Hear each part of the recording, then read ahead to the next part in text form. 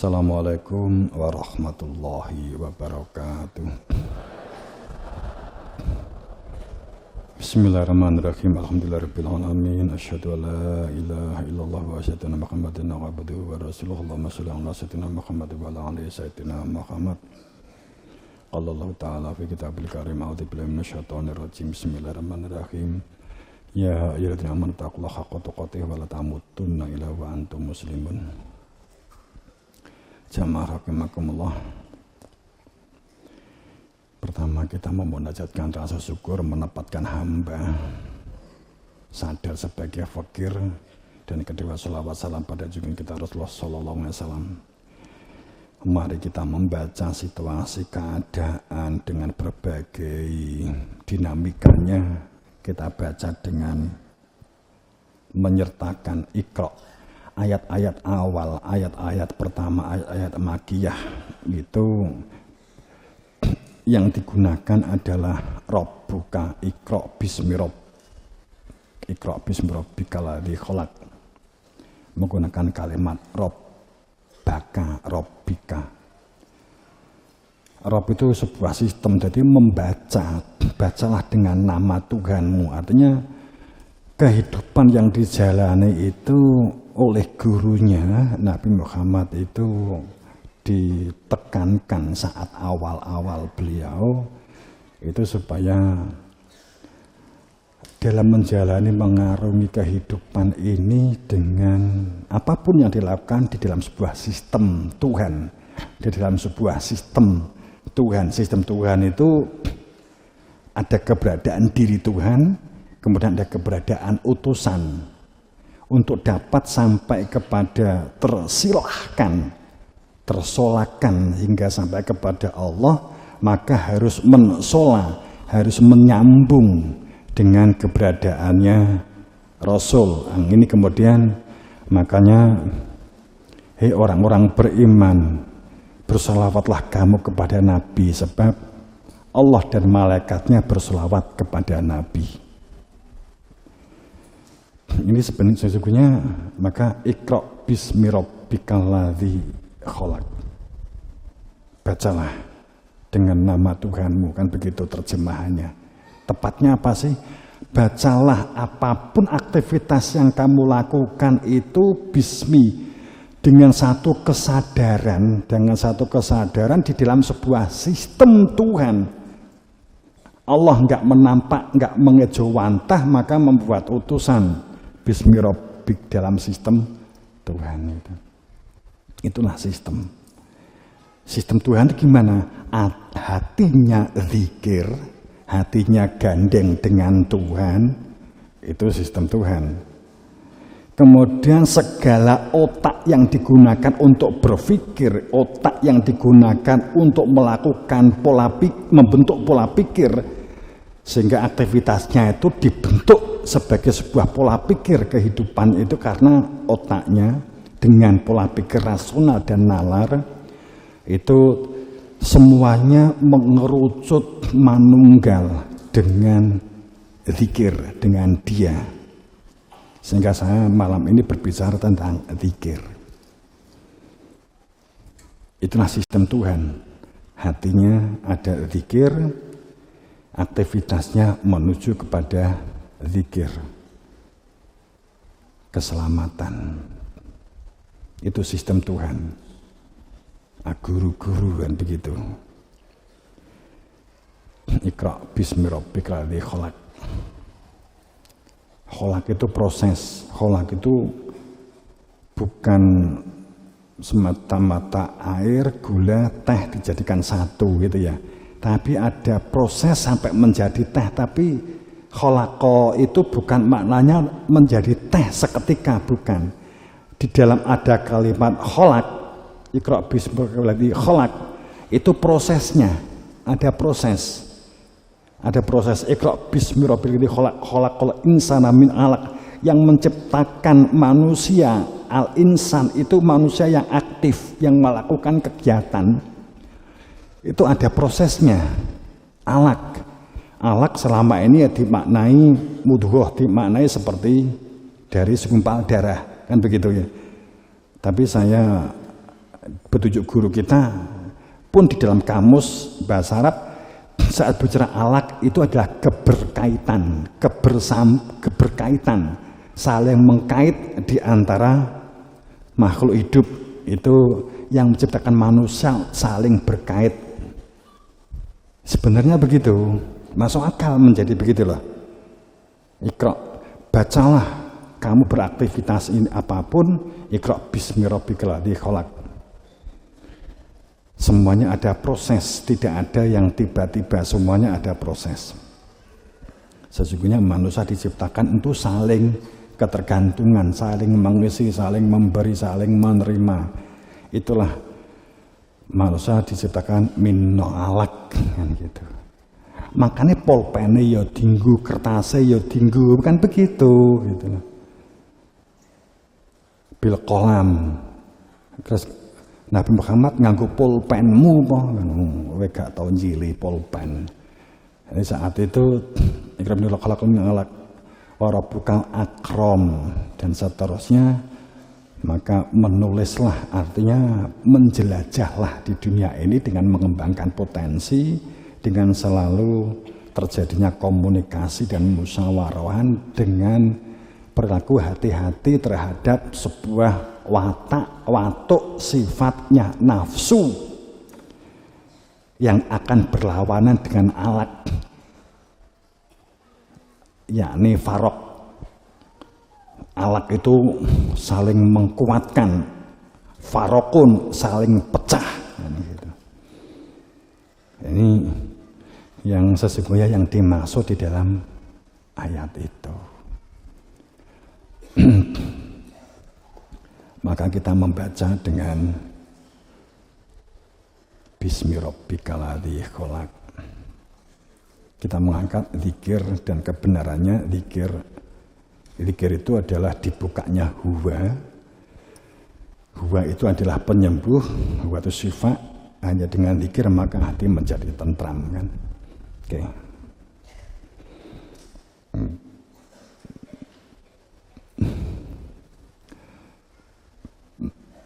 Kemudian kita mulai untuk membiasakan jamaah rahimakumullah Bapak Ibu semuanya lah santriwan santriwati ustadz, biasakan salam. Bahkan pada saat Anda masuk rumah, biasakan salam paling tidak di dalam batin. Salam. Kalau di dalam ada orang, Assalamualaikum warahmatullahi wabarakatuh, itu membuka pintu barokah. Biasanya janjiannya ngaji ki sing disenengi lah ngene kita. Kan gitu. Dengan aku kan gak patek ngangkat, iki rada tak angkat sithik gitu ya. Gitu. Jadi saat kamu masuk rumah itu menggunakan salam Assalamualaikum. Kalau kamu mengetahui dengan membuka Assalamualaikum, kemudian sinnya itu ada tasdid, itu bukan seperti kalau kamu masuk ada orang selamat pagi, berbeda, sangat berbeda. Ada tasdid di atas sin itu menunjukkan kesiapanmu sebagai wadah untuk menerima rezeki. Nek ngene iku lak salam.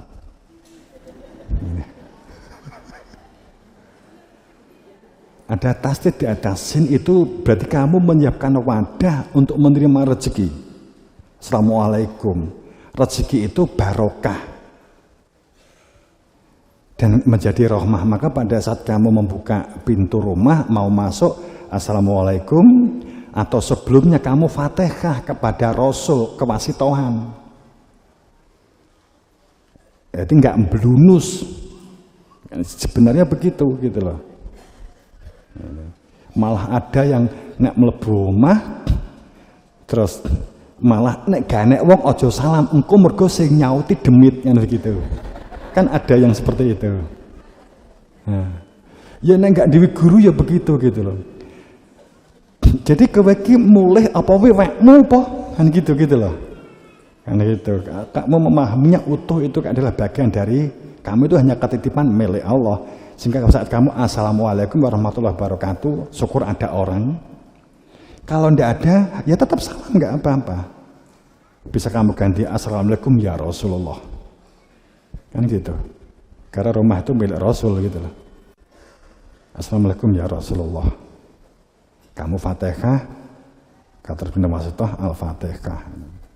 Insya Allah rezekimu melimpah. Nek ternyata enggak, nasib.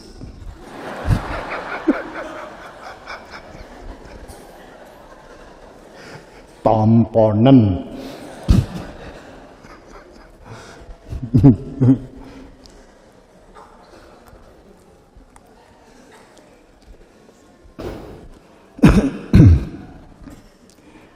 Jadi salam dan Fatihah. Kemudian sholawat 3 kali. Allahumma sholli ala sayyidina Muhammad wa ala ali sayyidina Muhammad. Allahumma 3 kali. Itu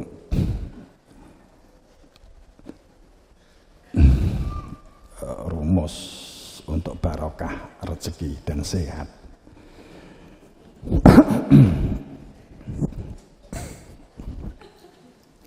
Tapi nek di jero pomone kowe enek wong mlebu omah terus kowe salam assalamualaikum kemudian dijawab karo sing di jero waalaikumsalam. Aku gak nyalami kowe kok ya ora ngono, kan gak ngono lho ya. Engko Assalamualaikum, sebenarnya normal Assalamualaikum warahmatullahi wabarakatuh. Kemudian setelah itu kamu susuli nggak perlu keras Assalamualaikum ya Rasulullah. Kemudian sholawat sekali atau 2 kali atau 3 kali, monggo. Yes, kemudian dibatin nyuwun diparingi sehat, diparingi rezeki kan gitu. Utangi ke sahur. Anak yang sidin jodoh kan ngono. Gitu.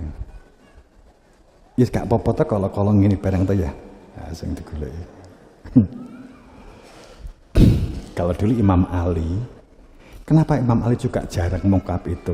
Imam Ali ngekei petunjuk semacam ini, itu kemudian ning itu akan tetapi kalau kamu ternyata kegebet utang dan salammu dan sholawatmu itu karena angan-angan hutang mergo duit, maka jangan ucapkan mengenai Imam Ali. Lah sing digoleki piye lah.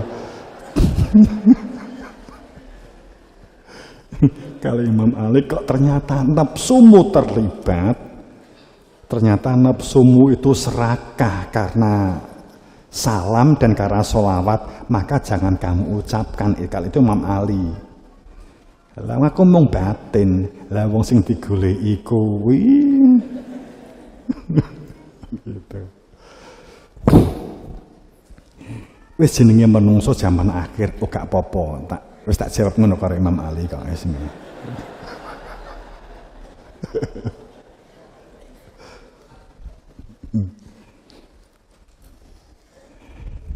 Karena juga banyak jamaah yang keadaan ini juga mulai terasa tentang ekonomi dan seterusnya, tapi kemudian juga beberapa juga mulai bangkit.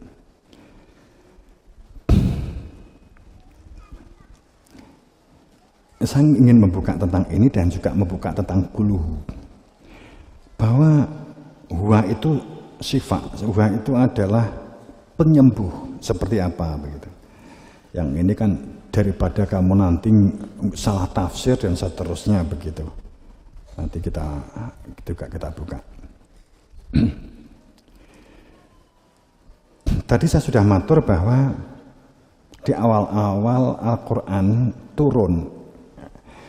Sebenarnya sih nggak seperti bayangan orang-orang Al-Quran turun wahyu setiap 17 Ramadan atau saat Nabi diam atau saat, sebenarnya nggak seperti bayangan orang-orang. Sama sekali nggak seperti itu gitu loh. Kemudian didefinisikan ini adalah ayat Makkiyah, ini ayat Madiniyah. Mendefinisikan Makkiyah dan Madiniyah itu aja sebenarnya kalau kita mau jujur bid'ah sudah bid'ah, karena Nabi tidak pernah mengatakan Makkiyah dan Madinah. Ini dulu. Sebenarnya kan begitu.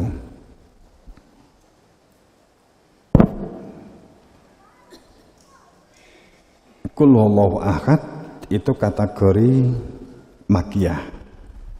turun urutan yang mengatakan ada yang 17, mengatakan ada yang ke-9 begitu. Nggak ada urutan, nggak begitu sebenarnya gitu loh. Ya pokoknya nek masalah kowe moro bingung judek ekonomi, ya Nabi ngendikan begitu saja begitu. Apa ya terus meneng ngenteni Al-Qur'an malaikat Jibril meduk kan begitu juga enggak begitu. Oke, tapi sudah terdefinisikan seperti ini. Nek gak dirumusnya kan bukan akademik namanya. Gitu loh ya. Nek gak dirumusnya namanya bukan akademik. Akademik iki jane sing wis rata dipecel-pecel ben ketok gak rata gitu loh. Nek gak masuk akal barang nek wis di akademik ini kan menjadi benar. Quran medhuk mung tanggal 17 Ramadan.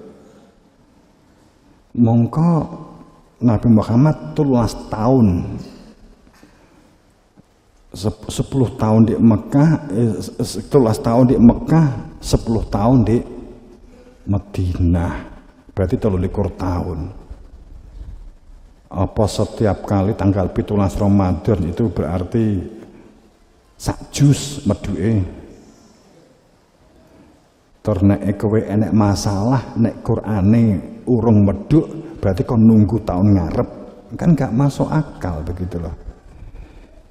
Ya Nabi, bapak kula menika sedo meninggal. Ya terus menika bagi warisipun pripun? Ya nunggu ayatnya waris belum turun. Aya ditinggal melayu kabeh. Enggak begitu aslinya enggak begitu.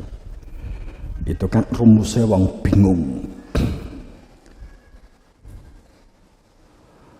Surat Al-Ikhlas itu, makna Al-Ikhlas itu pemurnian.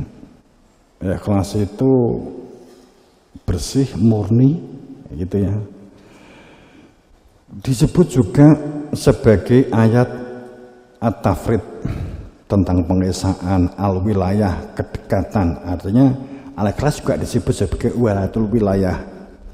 Siapa yang mengetahui kandungan sehingga mengetahui segala sesuatunya itu wilayah Tuhan kan gitu. Kalau kita punya ilmunya kan menjadi jelas.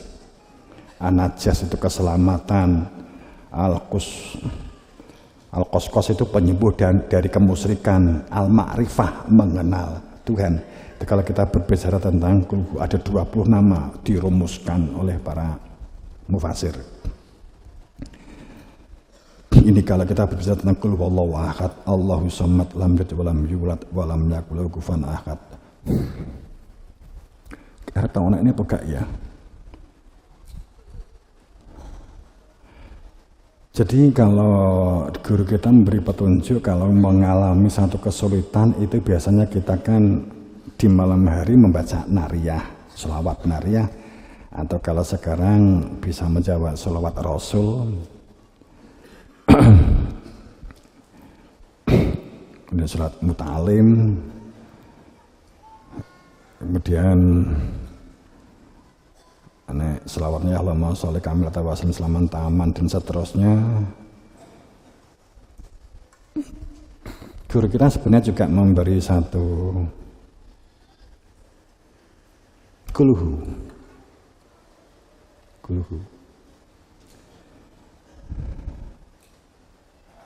Saat semuanya telah dipenuhi oleh dia, nggak ada rongga, maka memohonlah pada saat tidak ada lagi rongga-rongga nafsu.